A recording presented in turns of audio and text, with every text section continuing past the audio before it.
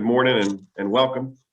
Thank you all for joining the Catholic Business Network in Montgomery County's August event. We're thrilled with today's program and thrilled to have our special guest. And we're going to jump right into it in a second. My name is Jeff Cannell, and I have the pleasure of serving as president of the CBN. And just thankful that everybody is here with us and really looking forward to our discussion this morning. But before we get started,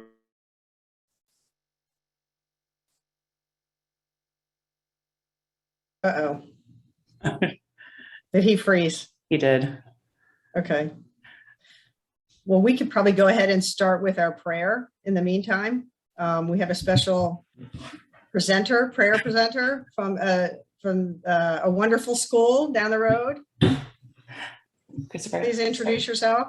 Hi, I'm Christopher Beavers. And where do you go to school? St. Elizabeth, And what grade are you going into? 8th grade. Would you like to start? In the name of the Father, and the Son, and the Holy Spirit. Amen. Father, please hear us when we tell you of our concerns of sending students and educators back to school. Know that we are striving to make all the right decisions and need your love and power to help us overcome any difficulties. Please watch over everyone as times and routines are about to change once again. Fill our classrooms, gymnasiums, hallways, and churches with your joy, protection, and patience.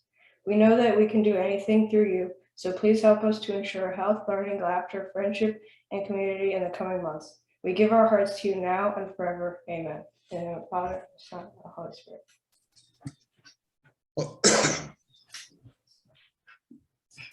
He's gone. Is he gone? Okay, that's fine. He'll come back. He'll come back. So we'll plow ahead. Good morning. I'm Ann Gamunder. We would like to especially welcome our 3 Catholic school principals to our discussion today. We're excited to hear about your plans for the upcoming school year. Mary Penny is principal. So let's get started. We'll dive right in. Mary Penny is principal at St. Elizabeth School in Rockville. Please tell us how long you've been there and briefly what makes St. E's unique. Mary? Thank you, Anne. So first of all, I want to say congratulations to Christopher. Great job, because that one is one of ours, and he stepped off the screen, but say well done. So St. Elizabeth School really is home for me. I'm in my 8th year of employment there full time. I'm in my 3rd year as principal there. I was vice principal before that, but I grew up there. I went to school there. My 4 boys went to school there. I served in every capacity that many of you have served in, from HSA to school boards and all of those things. So for me, it is a family and it is home. And I feel that's the way a lot of our community would describe us. We are a large school. So in these conversations, our enrollment can range between 570 to 590 students. So in the Archdiocese, every school will be a little bit unique in their size, and we are a large parish school. Okay, thank you. Stephen Lamont is principal at St. Martin of Tours in Gaithersburg. Please share with us how long you've been there and something unique about your school.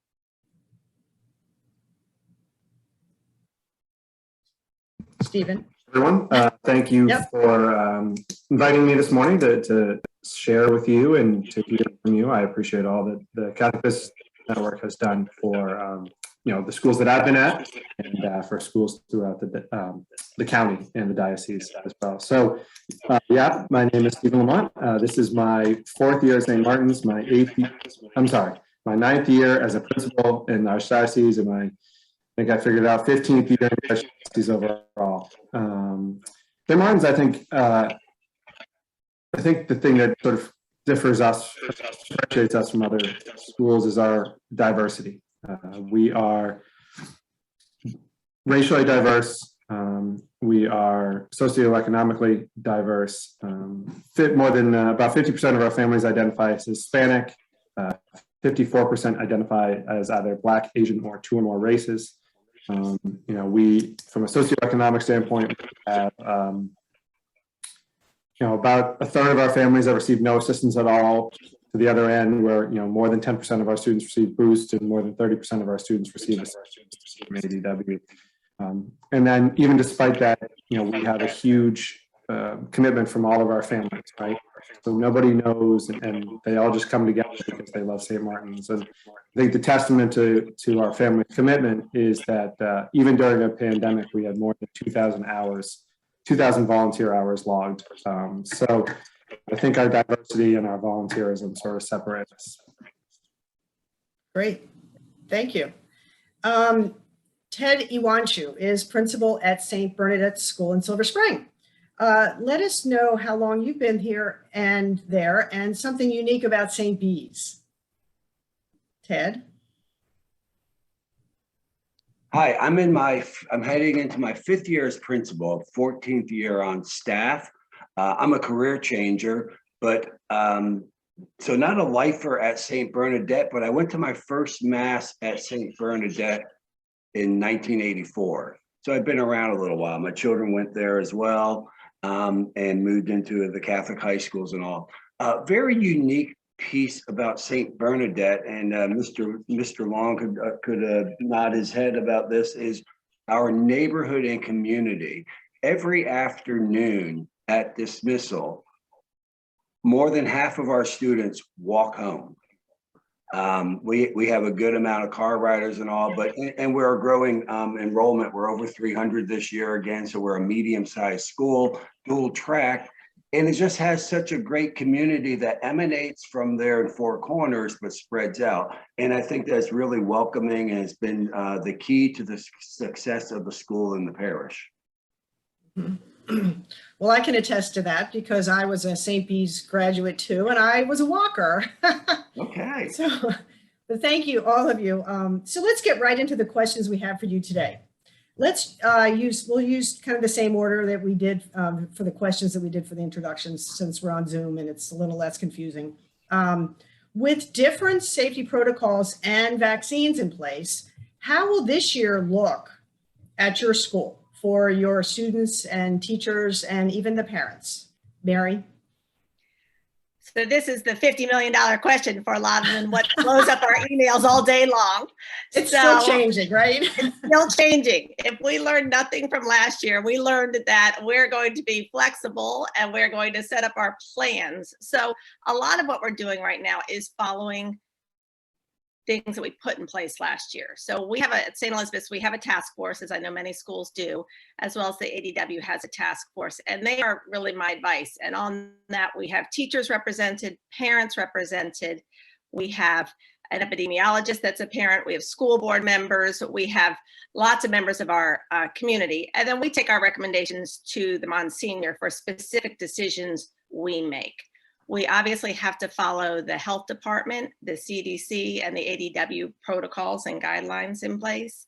So, you know, right now we are hearing that we are masks for this year. We are hearing about the 3 feet, but we also know from last year, things can change. So we have to have everything in place as we did from last year to pivot if we needed to, if there was a quarantine and things. But I think the biggest takeaway that we did last year that we're doing this year, and I get to cheat because I'm going first because I know every one of these schools did it, was we started in March, and that was such a difference in the Catholic schools that we started the day we closed planning for how we can reopen. And we spent all last summer setting up classrooms with the 6 feet apart. So we were ready, even during a time we didn't know if we were going to be open, we were ready. So the same things are happening right now. We know what the protocols are right now. We are setting up every classroom. We're planning to proceed 5 days in person. And if for any reason the protocols or guidance come to us that changes that, we will be ready to change. But it'll be through the advice of task force and Monsignor. Okay, thank you. So Stephen, is there anything different at St. Martin's in terms of the teachers, the parents, or something in particular you'd like to mention? So I think, you know, the first thing that comes to mind is that it's going to be more crowded. You know, we were about 60% of our students by October were in the building. And then by I would say April to May, that number had sort of slowly creeped up to about 75%. And you know, the expectation is person. So it's certainly going to be more crowded. So I think that's just going to feel different. You know, along those lines, we are basically ahead of enrollment-wise where we were last year too, which I think is, you know, a testament to all the success that we had last year. As Mary mentioned, most of our safety precautions remain. I mean, there's very few safety precautions that have changed. 6 feet to 3 feet is a big one, obviously, and letting the kids run around outside without masks on. But masks will continue to be required for everybody in the building. I'd say the other thing that will look a little bit different. Our students really stayed in one place the entire day. Right? They would come in the morning, they would go to their classroom, the teachers would move, they would go outside to recess, they would come back, go back to their classroom, stay in their classroom. When possible, we are going to move students. We were able to successfully keep people healthy last year, and we pray that we will be able to continue to do that. So, we are going to hopefully have some students moving this year so that they can go to the art room, they could go to the music room, they could, go to the science lab. And then the last thing that we're hoping looks different is getting some parent volunteers. We just didn't have much of an opportunity for that last year, even with all those hours that we did do. Many were virtual and or recess, outside recess. So we're hoping to see that because it's an important part of who we are at St. Martin's. Absolutely. Thank you. So Ted, it must be more, hopefully it'll be more exciting this year with everyone in class. So what can you tell us? So the one thing I definitely wanted to mention was what Steve brought up, which is the movement part. Particularly in our middle school, when we have specialized teachers, having the teacher have to drag everything into the classroom is just a nightmare for them. So we're going to make it easier for those teachers. We're going to move the students. That's going to require a lot more cleaning. I see Palm is on the call here, and Palm is in our building. So we thank you for all that you do for helping us keep clean. But our students will go follow another student, and we have to make sure we build in time for that cleaning in the classroom. I think that what we'll get as a result is a lot more I guess a level social interaction between the kids. Steve is right that they spend so much time in the same room together. It's great, but it also grows old. So the fact that we can now move them will be wonderful for this year. Otherwise, it's going to be very similar. We've learned some things from last year, like don't take temperatures in January outside. It's not going to work.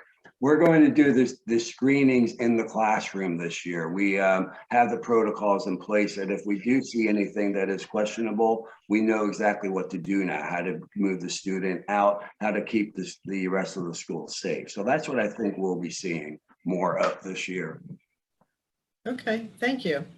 Well, I know a particular concern to everyone, parents, community, is how you will address the academic and social challenges your students have faced in the past year, with many of them being home, learning virtual, or socially, the limitations that they've experienced throughout the year. Mary, what do you think? How are you going to handle that? Well, that is our number one, because what we all know is if someone's not available and doesn't feel in a safe space to learn, they can't learn. So right now, we do have a counselor. We have a team of 3 nurses. So we always have an RN in the building. We have also a resource team that helps, because this can manifest itself very different ways. Sometimes we have children with extreme anxiety, and then all of a sudden their grades are falling. So they might present first to the resource department for help, but then we really realize that there's other areas we can do. The biggest piece in this for us, because this is certainly a challenge we've all been facing for years, and in a different way and a unique way this year.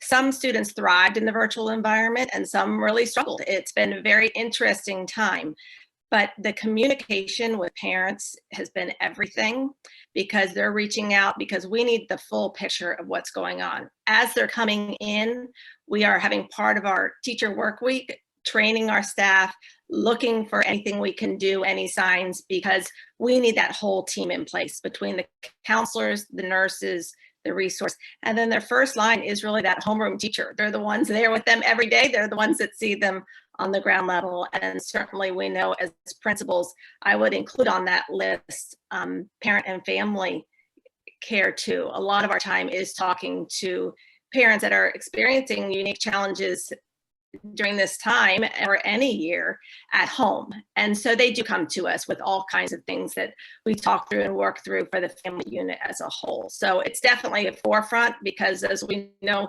for their academic success, this is a key component. And certainly we do it, and it's a blessing to be able to do it rooted in our faith, because that's a huge piece to be able to pray together and to move forward with our Catholic faith, with it is onward in faith for this year. That's great. Yeah, for sure. So Stephen, yeah, what can you add? Especially maybe you say what you like, but academically, are you concerned about kindergartners or kids that have never been in school, right? Right. Yeah, I mean, absolutely. We had to your point, we have 13 new students come in a kindergarten program class that's only 19 students. For almost all 13 of them, they were not in school last year. Families chose to keep their 4-year-olds at home. So certainly kindergarten is an area that, is going to feel different for the kindergarten staff than it has in the past. But I think, in the big picture for social and academic, what we do at St. Martin's is tell our students. And, even through the virtual environment, we watched their progress last year.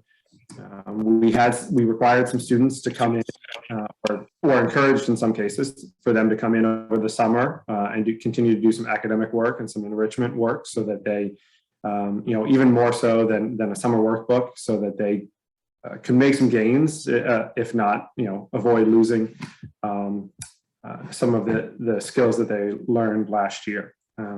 Beyond that, we do have a full-time counselor. We've added staff specifically for our English language learners, which is one of the areas that students were not able to get the support last year in a virtual environment, in the same way as when they can get those daily check-ins or a couple times a week check-ins to really help with language.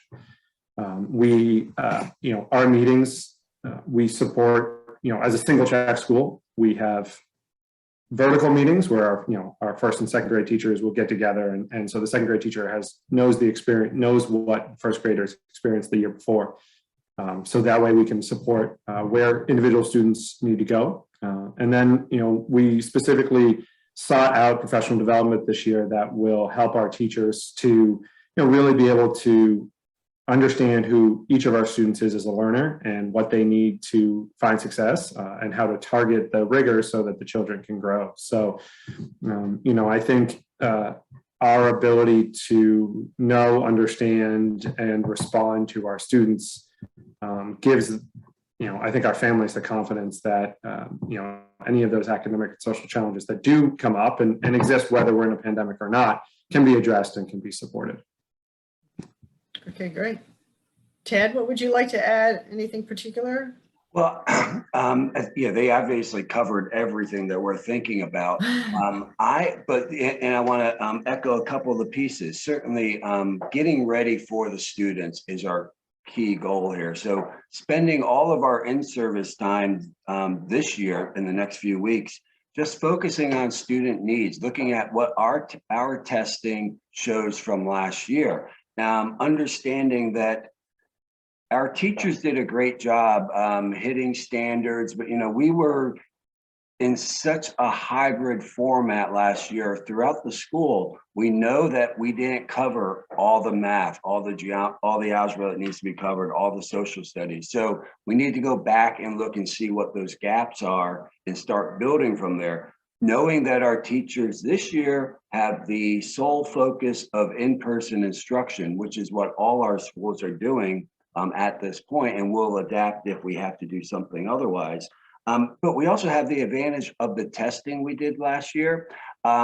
Just to relate, I have been getting many applicants from the public school systems. None of them are sending test results from last year. Possibly because they didn't get it done, or possibly because they're just still trying to catch up. So we don't have that data coming in from these students. We're going to have to get testing done quickly, understand where they are coming in, and start filling those gaps. So our focus will be, and our focus has been all summer long with our resource team, identifying what challenges we see already and filling the gaps. And that's probably what I think will be echoed throughout all our schools.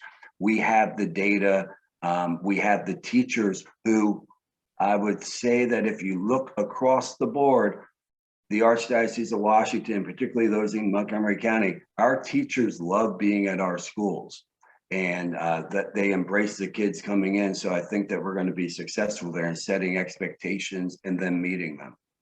Mhm. That's great.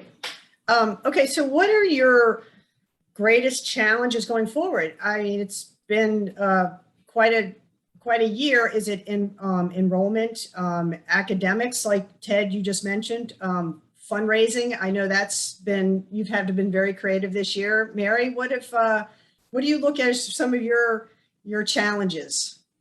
Well, enrollment is something that's always on our brains, but these are unique times because we have had students coming to us from some public schools. Last year at St. Elizabeth's, we divided into 3 homerooms per grade level in order to have them 6 feet apart. And now we're going back to being a 2-track because we will be 3 feet apart. But in doing that, we were limited. We couldn't take in all the students at that time that were applying. But we did, in the grades that we did, you have the challenge of keeping those students. And we're pleased that they are staying once they've experienced the Catholic education.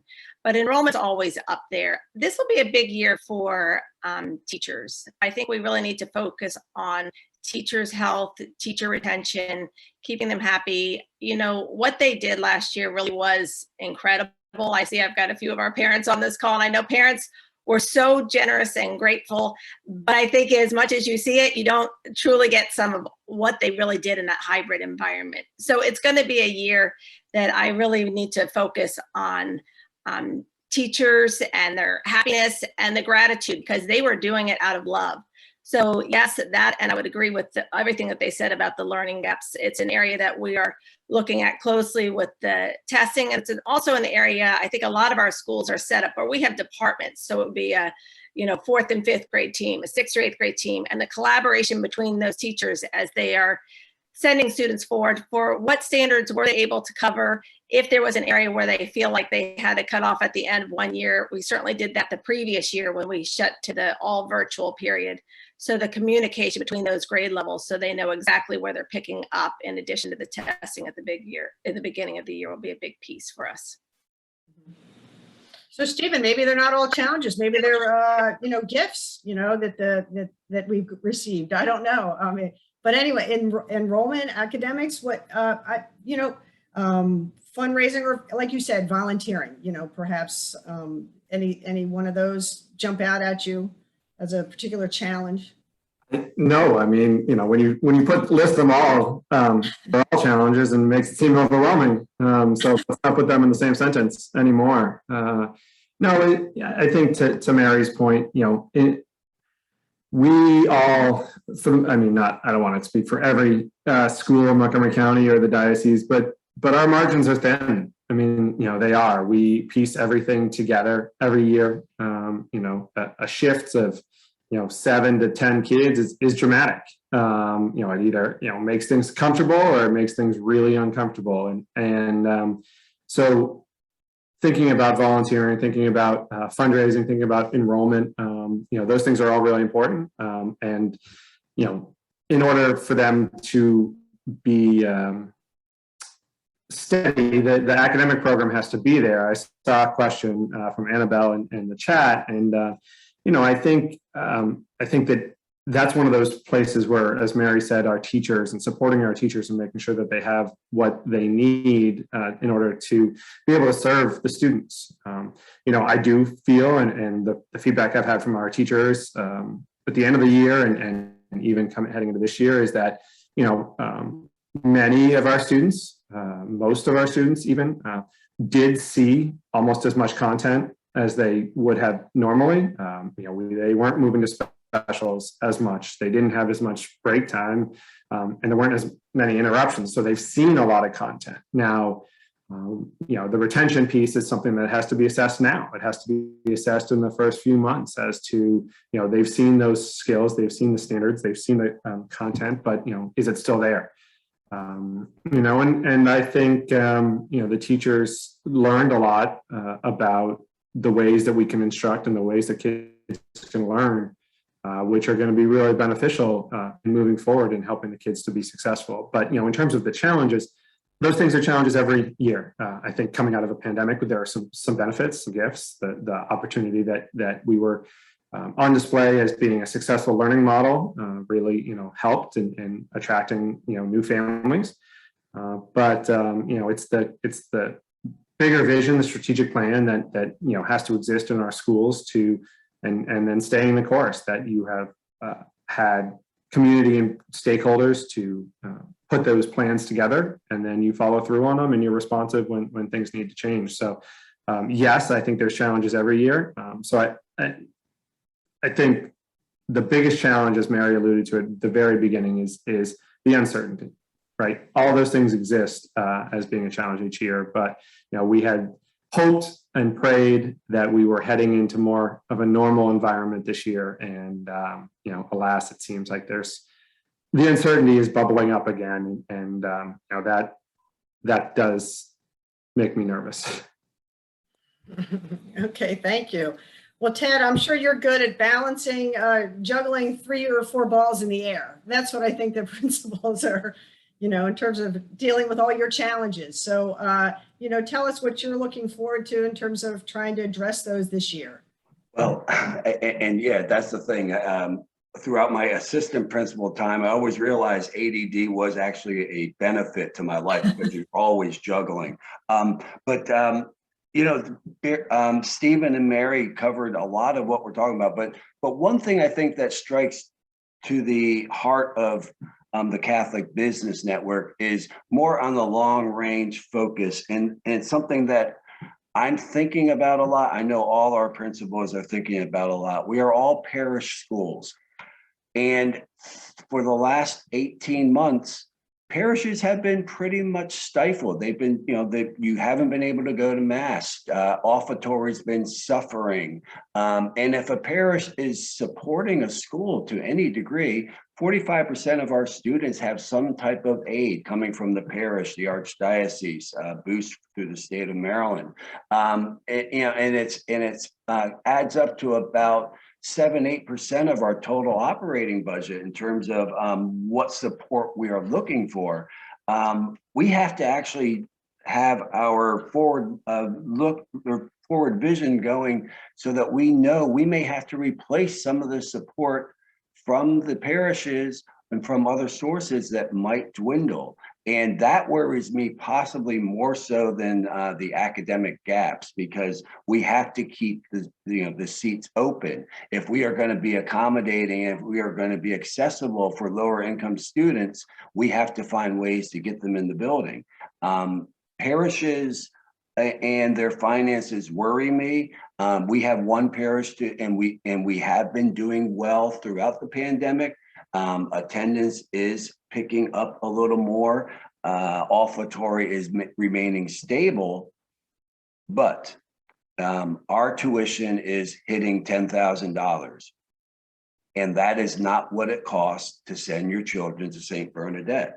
It's not what it costs to go anywhere. We are all moving closer to the cost-based tuition model, and that means we are going to have to find additional ways of support, somehow through fundraising, corporate support, and really, ultimately, it comes down to the tuition that is charged and keeping that balance between the tuition and the enrollment. So that's my vision in terms of what challenges I'm anticipating. If we do that right, enrollment holds and everything remains strong. Wow, yeah, that's very interesting. Yeah, it's not just the schools, but it's the parishes that we need to be concerned about. That's amazing. Speaking of Catholic schools, and that you all are, that is our focus, is that how did being a Catholic school impact the priorities that led your decision-making over the last 18 months? Mary? So as a Catholic school, it does definitely impact our reopening plans, because we need to put a lot of focus on, number one, or academic excellence rooted in the teachings of Jesus Christ. And in this unique time, a lot of our students were not attending weekly mass. I mean, that's the honest answer when everybody, especially in the first years, attendance is starting to pick up. So at that point, we really had long conversations about, right now, we are responsible for a lot of the teachings of the Catholic Church and things, and supplementing what they might have been learning on the weekends in Mass and through their parish life. So in doing that, planning the importance of how to keep all of that alive. Our morning prayer, simple things became difficult because our students were all entering in different doors to be safe at different times. So when we used to just have the morning bell and everyone at the same time have morning prayer, that had to be recreated. So fortunately, our parish priests every morning did a Zoom morning prayer. So every student could watch them, whether virtual or home, and see that in their classrooms. And every day they had that presence.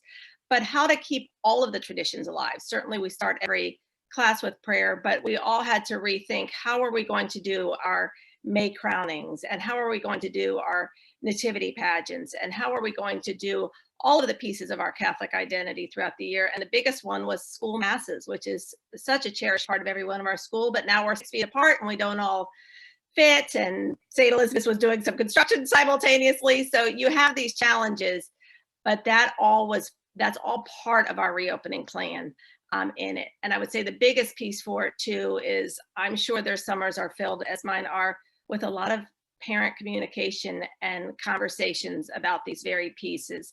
Because as Catholic school leaders, it's very different when someone's facing a challenge here.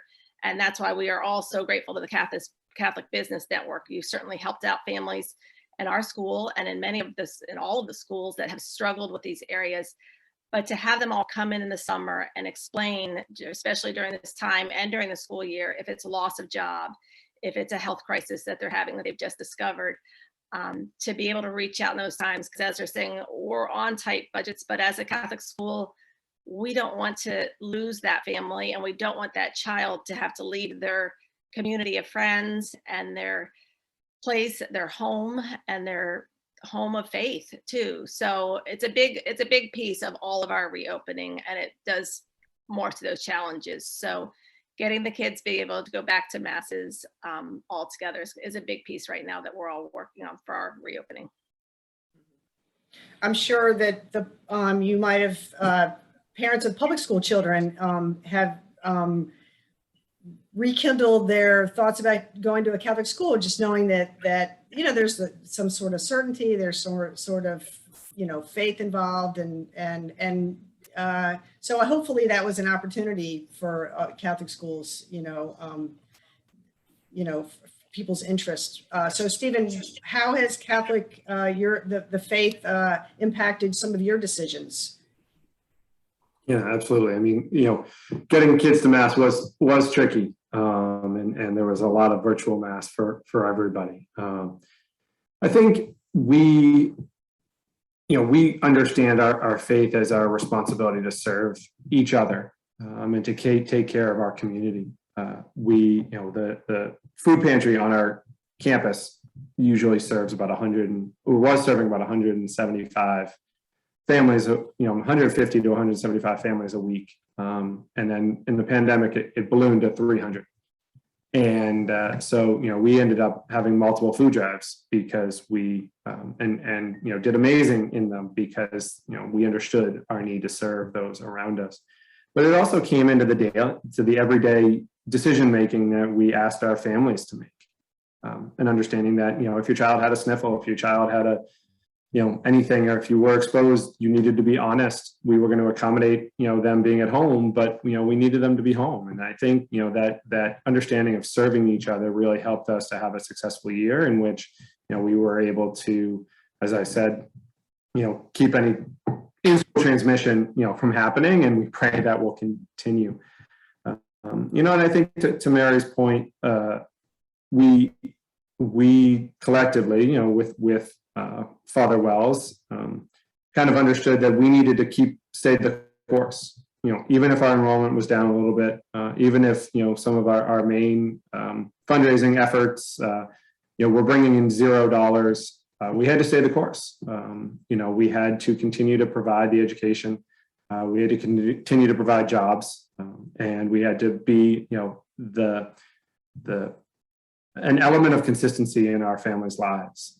And so, we did everything we could to have the kids come in and experience education and experience love and faith every day. And so, that was our goal. And, we understand that that's what we're here to do. We're here to serve each other, and we're here to serve the kids. And most importantly, we're here to serve the Lord.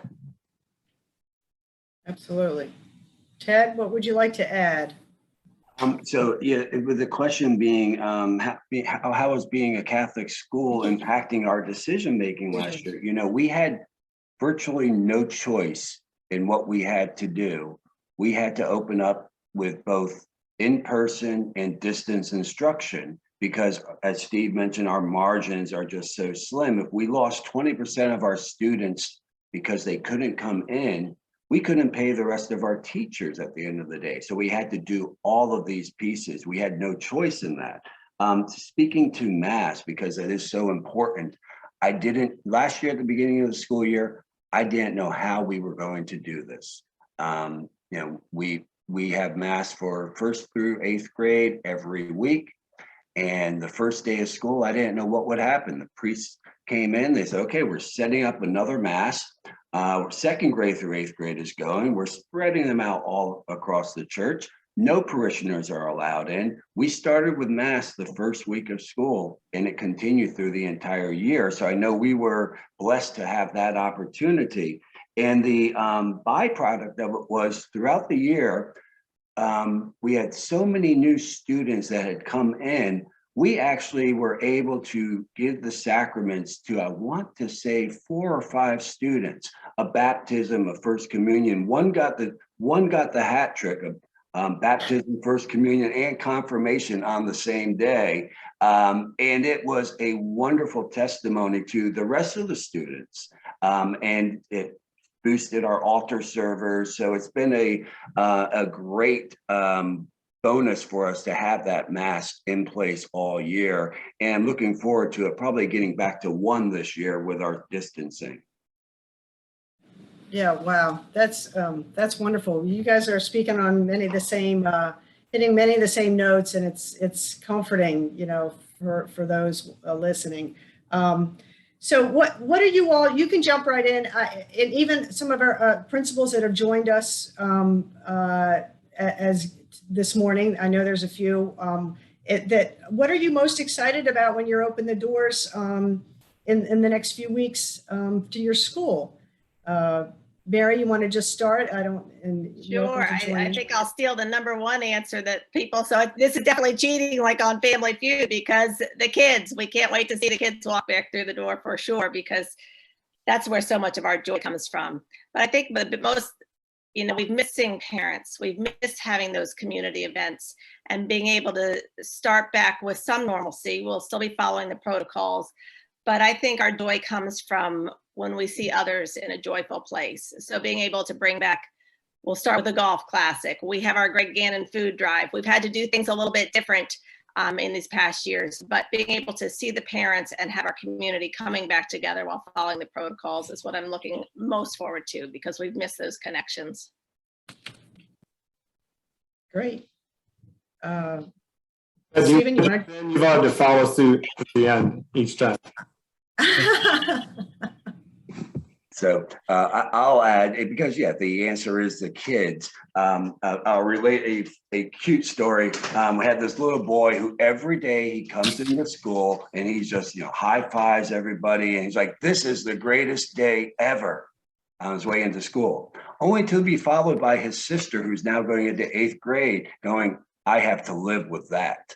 So we laugh that the kids, the real little ones, are just so enthused, and they really make our days. Great. Yeah, and it's Debbie Eitzel shared it, all the kids, and as well. That's what it is. It was. I've spent the summer being excited about getting back to something that feels more normal. It'll be a new normal and whatnot, but something that feels more normal than perhaps having our primary concern not be COVID would be really nice. Getting back to the daily concerns that existed prior to that, and having those be, what was forefront. But getting the kids back in the building, and as I mentioned before, getting families. It felt it felt empty a little bit. You would walk in the hallways and there were no kids moving from class to class. There were no parents moving, coming in and volunteering and, not having the community-wide events. So, this job we do is tricky. It's hard. There's a lot of things to keep juggling in the air, and the joy that our families experience and the love that they have for our school and our teachers and for each other is what is one of the main, I think, driving forces for us all to take on all of the different challenges.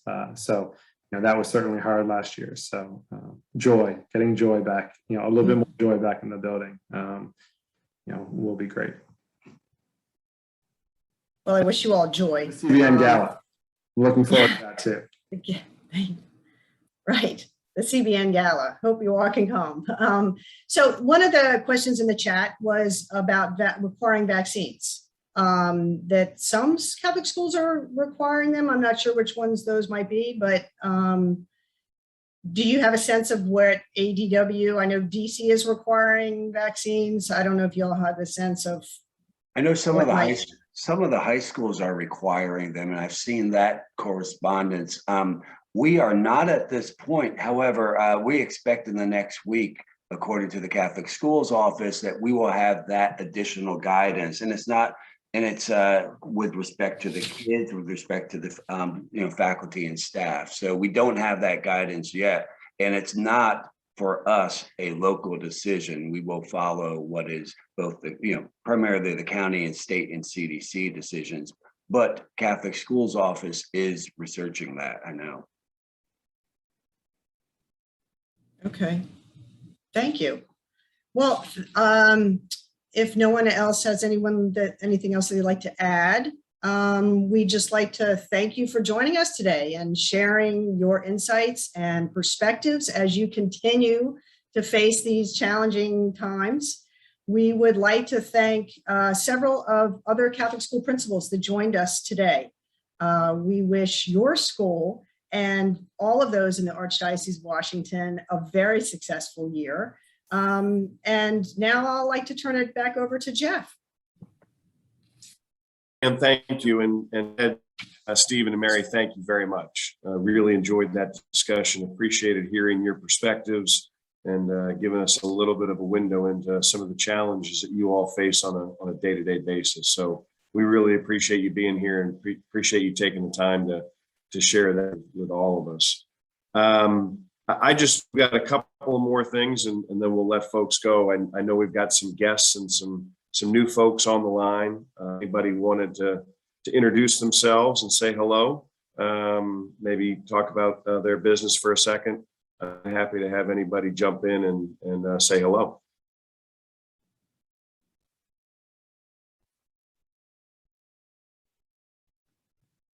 So good morning. Morning. Good morning, everyone. My name is Joseph Barone. I was invited by Lawrence to come and join. I'm with St. John the Evangelist Parish on Georgia Avenue. My kids went to school there. My son, for those of you who are interested, graduated from St. John's College High School. My daughter from Holy Cross. My company is called A Fool for Learning, and I do training and learning for organizations, helping them with their training and learning needs, whether it be for their staff or for their clients, whether it be the typical classroom, webinar, or even designing and developing e-learning for them. So thank you very much for having me, and thank you for Lawrence for inviting me. Well, welcome and thanks for being here, and hopefully you'll join us going forward. Others?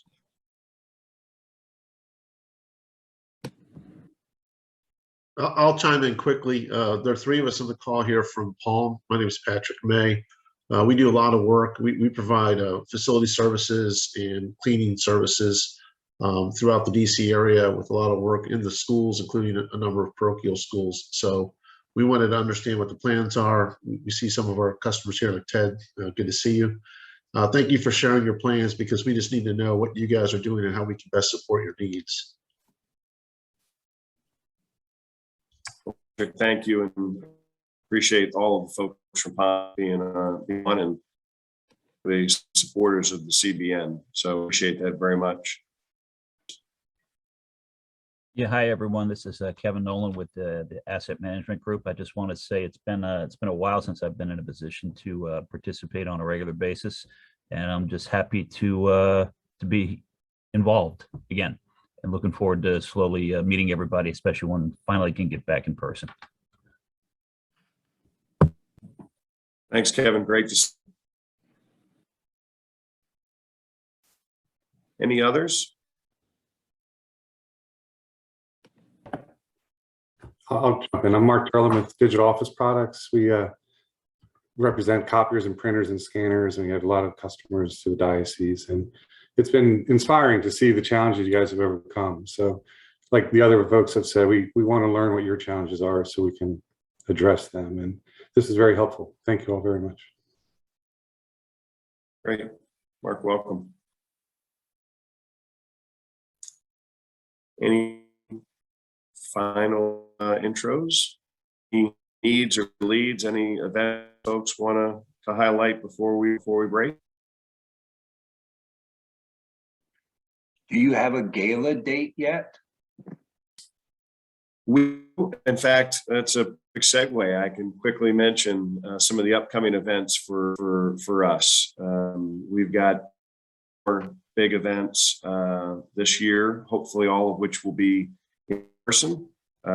We've got a breakfast coming up on September 10th, Friday, September 10th. We're thrilled to have Bill Bowman and Peter Pinn from Ariat Consulting, who are going to talk to us a little bit about building a company culture on the foundation of human virtue, helping find performance. They're both Catholic University, and we're thrilled to have them join us next month.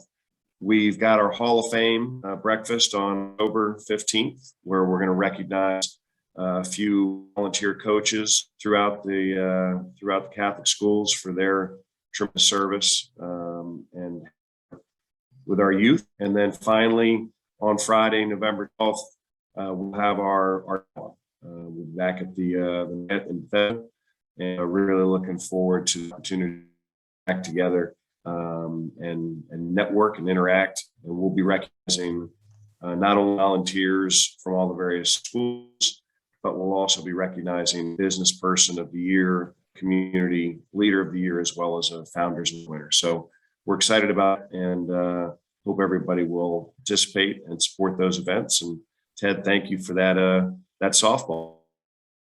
Jeff, you broke up a little bit. What was that on November 12th? Right.